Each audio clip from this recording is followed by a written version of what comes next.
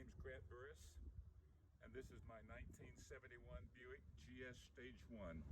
I purchased it in 1971 for my father, and he drove it for many years, and occasionally I drove it very fast for him. It has the original engine's never been apart, trans has never been apart, and it currently has headers on it and 3-inch mandrel bent exhaust. That's about the only changes it's made from totally stock. It's a very fast car, third fastest muscle car ever built in the United States, and it's credited for that. There's charts of it, and the only thing faster was a 427 Corvette and a 427 Cobra. It was the next one. In spite of all the cars in the magazines that claimed to be the fastest, this was the third fastest. Very reliable car, and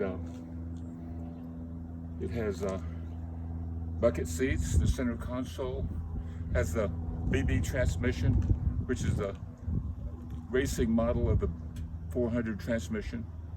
I was a Buick employee for 22 years, and I told my dad he wanted one like we were racing.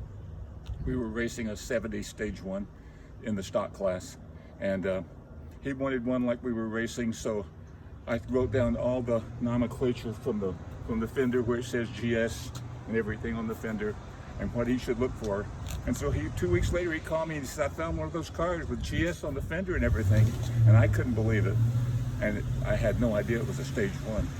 And so we went over to McCarthy Buick in Westminster and found it. It had not been registered. It was a demo, but it had about 1,000 miles on it, maybe 500 miles.